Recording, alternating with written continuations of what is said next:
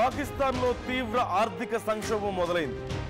Almost దివాళా దిశగా పాక్ ఆర్థిక వ్యవస్థ దూసుకెళ్తోంది.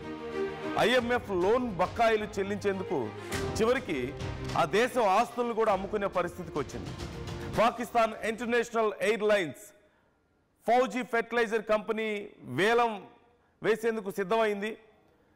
పాక్ ఆర్మీ చీఫ్ మునీర్దే ఫౌజీ ఫెర్టిలైజర్ కంపెనీ అంటూ తెలుస్తోంది. ఆస్తుల అమ్మకం కోసం కార్పొరేట్ సంస్థలతో ప్రభుత్వం చర్చలు జరుపుతోంది. ఇప్పటికే 20 సార్లు ఐఎంఎఫ్ నుంచి లోన్ తీసుకుంది పాకిస్తాన్.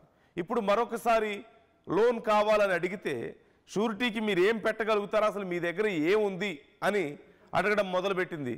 ఈ నేపథ్యంలో చివరికి పాకిస్తాన్ ఎయిర్లైన్స్ను కూడా అమ్ముకునేందుకు సిద్ధమైంది.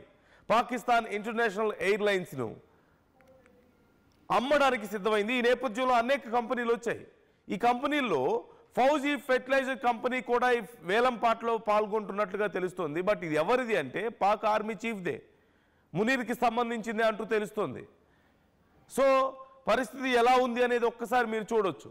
అన్ని రకాలుగా పాకిస్తాన్ దివాళా తీసే స్థితికి వెళ్ళిపోయింది. ఒక్కసారి పాకిస్తాన్ కండిషన్ ఏంటి, వాళ్ళ ఆర్థిక పరిస్థితి ఏంటి అనేది ఒకసారి చూద్దాం. కంపేరిటివ్లీ ఇండియా, సహజంగా ఇండియాతో పోల్చుకుంటూ ఉంటారు కాబట్టి we can't compare Pakistan with India now.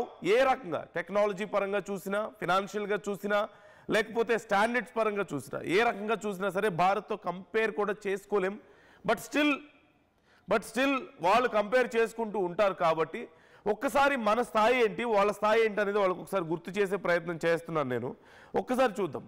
మొత్తం జీడిపి కనుక చూస్తే భారతదేశ జీడిపితో పాకిస్తాన్ జీడిపిని పోల్చుకుంటే భారతదేశ జీడిపి 4 ట్రిలియన్ల కంటే ఎక్కువ ఉంది. అదే పాకిస్తాన్ జీడిపి 373 నుంచి 400 బిలియన్లు, మనది 4 ట్రిలియన్స్ కంటే ఎక్కువ ఉంటే వాళ్ళది 373 నుంచి 400 బిలియన్స్ మాత్రమే ఉంది. అంటే అసలు భారత్ ఎకానమీతో పాకిస్తాన్ కనీసం కంపేర్ చేసుకోవడం కూడా కష్టం, కనీసం కంపేర్ చేసుకునే స్థాయిలో లేదు.